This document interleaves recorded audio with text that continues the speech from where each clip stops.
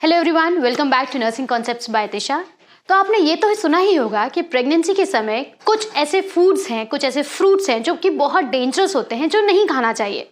तो आज का वीडियो कंप्लीटली होने वाला है जिसमें हम जानेंगे कि कौन से ऐसे फल, कौन से ऐसी सब्जियां हैं जो नहीं खाना है, साथ ही साथ इनका क्या साइंटिफिक रीजन है, आखिर what is the reason behind not allowing to eat all of these foods. So let's get started with the pregnancy must knows, the foods which should not be eaten and the reason why. आपकी screen पे already मैंने यहाँ पे लगा के रखा है जिसमें आपको क्लियरली दिख रहा होगा सबसे पहला फूड जो which is a big no for pregnancy, that is pineapple, अनानास जिसे बोला जाता है। It is a big no. क्यों? क्योंकि उसके अंदर एक एंजाइम पाया जाता है that is known as bromelain. This bromelain enzyme can result into sharp uterine contractions। अब पूरे प्रेगनेंसी के टाइम में माइन्यूट, बहुत फीबल कॉन्ट्रैक्शन, जैसे हम बोलते हैं ब्रैक्सन हिक्स कॉन्ट्रैक्शंस, तो आते हैं और यही ब्रैक्सन हिक्स कॉन्ट्रैक्शंस आगे जाके बहुत ज्यादा स्ट्रांग होते हैं और जो कि लेबर पेन्स में कन्वर्ट होते हैं। बट अगर ड्यूरिंग 9 months ऑफ प्रेगनेंसी कभी भी ये कॉन्ट्रैक्शंस बहुत ज्यादा शार्प हो जाएंगे, बहुत ज्यादा स्ट्रांग हो जाएंगे, it can result into pre mature labour, it can result into miscarriage, it can result into the softening of cervix or the opening of the cervix and eventually labor time से पहले आ जाएगा। And that is the result, this bromelain enzyme is the one which makes pineapple dangerous to be consumed during pregnancy, especially during the first 3 months. Okay, pineapple के बाद अब हम next food की तरफ चलते हैं, that is known as papaya.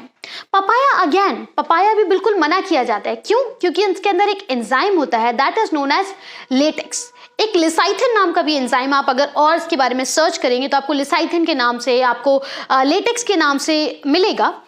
इसका भी मेन लेटेक्स का क्या काम है? ये लेटेक्स भी मिसकैरेज करने में, यूट्राइन कॉन्ट्रैक्शंस इंड्यूस करने में, यानी यूट्रस को वो कॉन्ट्रैक्ट करने में रिजल्ट करता है। उसका मेन काम यही है। एंड इवेंचुअली इस एंजाइम की वजह से, जो कि हम पपाया जब खाते हैं उसकी वजह से हमारी बॉडी में पहुंचेगा, वो ब्लीडिंग को कॉज कर सकता है, वो impaired development of the foetus में रिजल्ट कर सकता है। इवेंचुअली आपकी प्रेगनेंसी है जो अनसक्सेसफुल होगी एंड फीटस को भी हार्म होगा।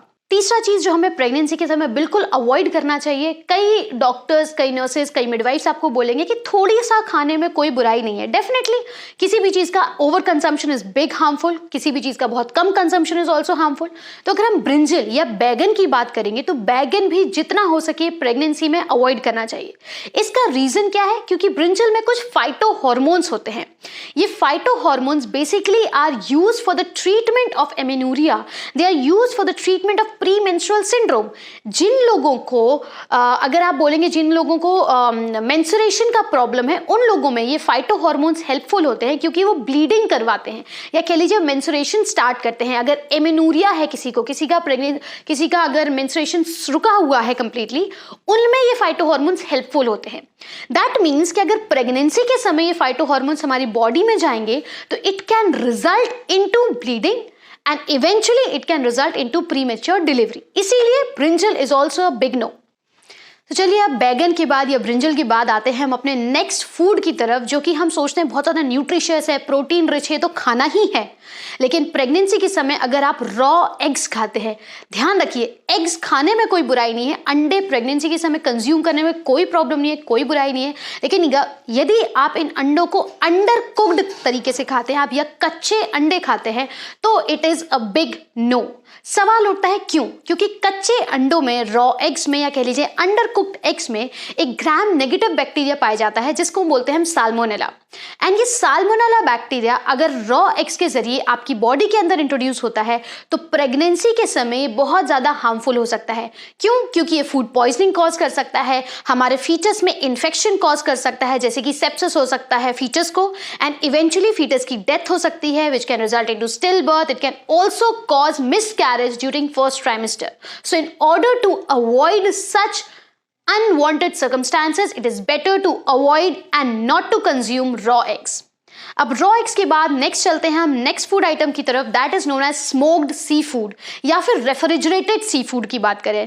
कई लोगों को बहुत ज्यादा शौकीन होते हैं सी फूड्स के। Definitely I am not saying कि सी फूड्स गलत है, मुझे भी कहीं ना कहीं बहुत पसंद है, बट प्रेगनेंसी के समय smoked seafood is a big no. Again the reason being listeria bacteria. इसमें भी एक बैक्टीरिया है जिसको मैंने भी नाम लिया लिस्टीरिया। इसके स्मोक्ड सी फूड या रेफ्रिजरेटेड सी फूड की वजह से एक इन्फेक्शन हो सकता है, that is known as listeriosis. And ये लिस्टीरियोसिस की वजह से बच्चे में फिर से वही neonatal infection which can result into बच्चों में सेप्सिस या इन्फेक्शन, फीचर्स का मेनिंजाइटिस हो सकता है, सेप्सिस हो सकता है, स्टिल बर्थ यानी बच्चे की डेथ हो सकती है, मरा हुआ बच्चा भी पैदा हो सकता है। It can be that dangerous, so please avoid smoked seafood. इसके बाद हम बात करते हैं फिश की और मीट की। तो fish is very nutritious, it is a rich source of omega 3 जो कि बहुत हेल्दी है। बट यही फिश अगर रॉ खाई जाए, अगर बिग फिशेस को खाया जाए, एक फूड आइटम जो बहुत ज्यादा आजकल जेनजीज में बहुत ज्यादा कॉमन सुना जाता है जिसे हम बोलते हैं सुशी, अगर ये सारी चीजें कंज्यूम करी जाती हैं तो ये भी प्रेगनेंसी में हार्मफुल है। क्यों? क्योंकि इनमें मर्करी लेवल बहुत ज्यादा हाई होता है। तो अब सवाल उठता है कि क्या प्रेगनेंसी के समय हम फिश नहीं खा सकते? नहीं, आप फ्रेश वाटर फिशेस खा सकते हैं, आप ऐसी फिशेस खा सकते हैं जिसमें मर्करी लेवल कम होता है उनकी वजह से, क्योंकि अगर मर्करी लेवल ज्यादा वाली फिशेस आप कंज्यूम करते हैं तो it can damage the brain, it can damage the nervous system of the features that is growing inside you. So that is why raw fish and raw meat is a big no. Next आता है raw milk. दूध तो भाई पीना ही है pregnancy में, बिल्कुल पीना ही है।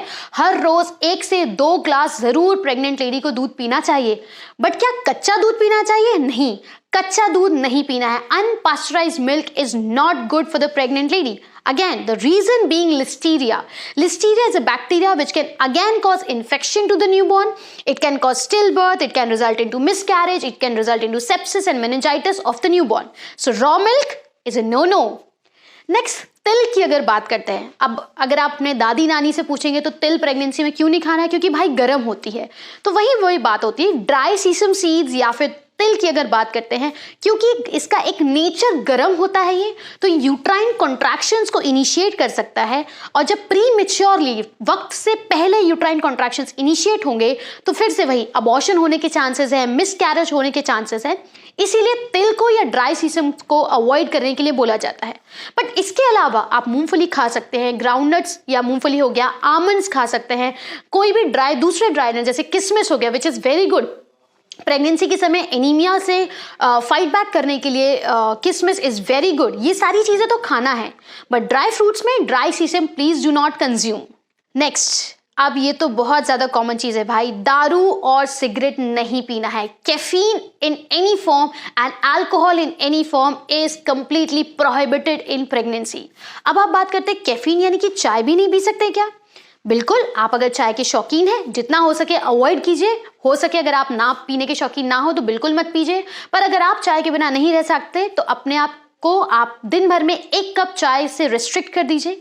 क्यों? क्योंकि कैफीन की वजह से या कह लीजिए अल्कोहल की वजह से मिसकैरेज होने के चांसेस है, फीचर्स लो बर्थ वेट होने के चांसेस है, फीचर्स में कोई ना कोई कॉन्जेनाइटल डिफेक्ट होने के चांसेस है, बर्थ डिफेक्ट होने के चांसेस है। साथ ही साथ एक कंडीशन डेवलप होती है that is known as foetal alcohol syndrome.